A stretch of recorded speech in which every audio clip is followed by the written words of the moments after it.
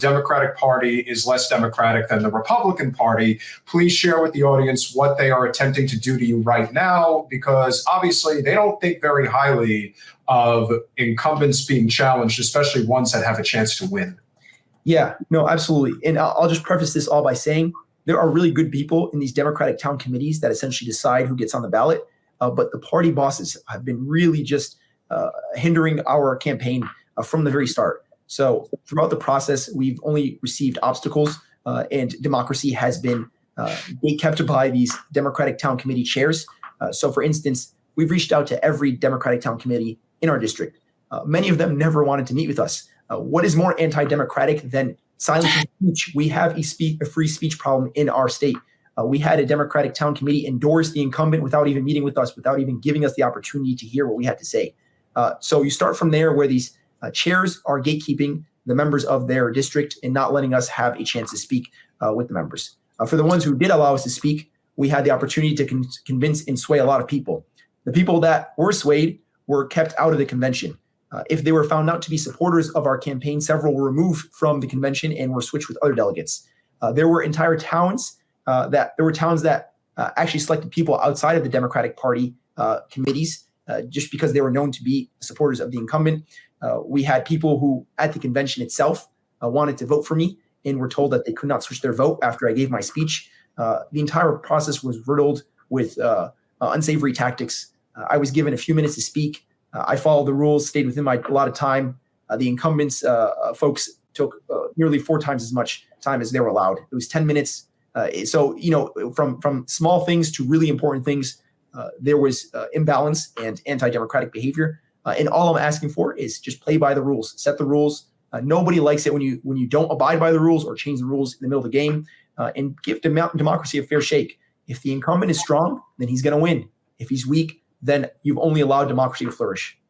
Yeah, that actually sounds worse than what we've had here even. And we have the same kind of shenanigans and nonsense with the state party, with our local DC. They're all just in with the incumbent.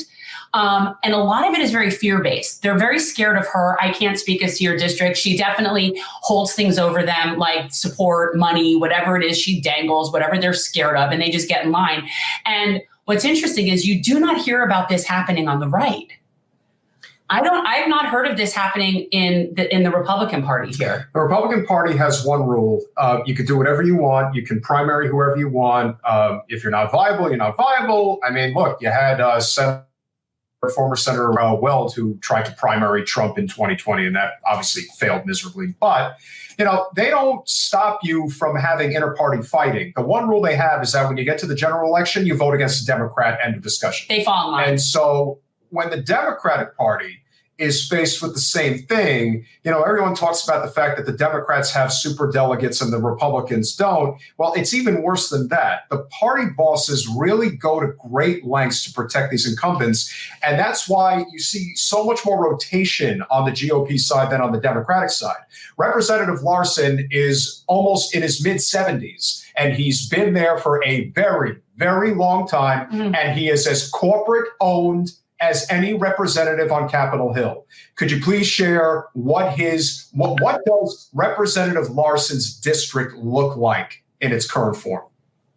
Yeah. So a couple of points I want to hit on before I get to that. So I don't want to let the Republican Party off the hook. They have their share of problems. They have a cult around one person that has been destructive. My job isn't to criticize the Republican Party. I'm talking about my own party. MLK has a very powerful quote, which says, "I criticize America because I love her. I want her to be a moral example for the world." I'm criticizing my party because I want it to be a better and stronger party. I want it to believe in democracy, to live up to its name. And so that's why I'm criticizing my party, not because, I'm antagonistic. I'm just trying to make sure the party allows for debate, allows for dialogue, and allows for the best ideas to win. When it comes to, what's going on in the district here, like you mentioned, Mr. Larson is the longest serving member of Congress without a primary in the country. Since 1998, there's been really no Democratic opposition, and this is a Democratic stronghold. So I don't think that's healthy for democracy. You could be, JFK, FDR, Obama, it doesn't matter. Everyone should have an alternative because that's how we allow voters to have a say in who's governing us. And then also he's the 5th highest recipient of corporate PAC money out of all the House Democrats. Now, I don't know if there ever was an era where corporate money wasn't toxic or corrosive to our democracy, but where we live in now, the era we live in now, it is the most destructive force in our politics. And so I'm running because I understand the power of corporate money, and I understand that unless we take this stranglehold off our government, we're never going to be able to have the basics that every other industrialized country enjoys, whether it's healthcare, whether it's a roof over your head, or whether it's a livable wage. And so I call out these contrasts because I want to make our party stronger, I want to make our country stronger, and I want to make sure that the electorate is informed about what is happening in our district. Yeah, see, and if I had my anti-corporate super PAC, I would be able to donate and do my own host stick. I could put out beautiful flyers with your beautiful headshot, and you would just be supported by an anti-corporate PAC. Well, yeah. No, I mean, yeah, exactly. It's not balanced. I mean, even if we could have a world where it was balanced to be better, but in my opinion, nobody should be able to write a $2,900 check, a $5,800 check, make it all publicly financed. It should all be on a level playing field. That makes a whole lot more sense. No one wants to be sucking up to big donors to get their money. It should be a system where if you have the best ideas, people will publicly finance you, and we'll all get the same amount of kind of a political currency as everyone else. And that's a much more meritorious system that will actually give us a better government and better representation. So where does this put you regarding the primary in August? Is there any setback as of right now, or is this just political posturing on the party's part? Ultimately, is this going to affect your campaign in any way? Yeah. So there are only two routes onto the ballot in Connecticut. There's this convention process, and then there's the petitioning process. We invested time to work with delegates and show them our vision, and many of them, like I said, bought in and wanted to vote for us, but were not allowed to go to the convention. And so it continuously became harder and harder to make it through the convention process. And ultimately, we did not get the percentage of the vote that we needed. So now we have the petition process remaining. This is the hardest state to get on the ballot through the petitioning process. Just the number of votes required is higher than any state. For instance, New York requires, I believe, about 1,000. We have about 4,000 required in 40 days. So we have the highest number of signatures needed per day.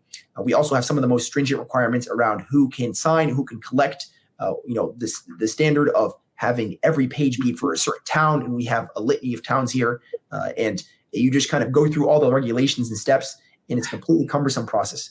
But ultimately, I never expected to be given a red carpet introduction to the party.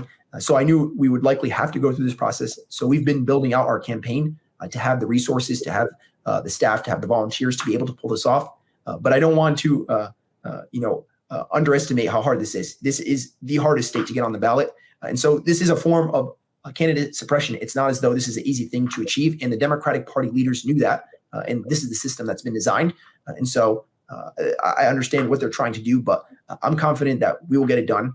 People here are overwhelmingly on our side. They might not know, to be quite honest, because I don't think they've knocked on doors for quite some time. But we know that because I was literally just talking to voters for probably 6 or 7 hours today, knocking on their doors. Overwhelmingly, people are supportive of two main things: getting corporate money out of politics and new blood. That is what the electorate wants beside anything else. They are sick and tired of the same old leadership, whether it's Mr. Larson or just the fact that most of Congress has been there for decades now. And so I think we'll get the job done, and we'll continue moving forward to the primary date, and we'll have continue this dialogue and debate of ideas. Thanks for watching. If you want to support our mission to transform politics into service, please like this video, subscribe, follow us on social media, and consider joining our Patreon, where you'll get early access to our interviews as well as other exclusive content. Links are in the description. Peace out.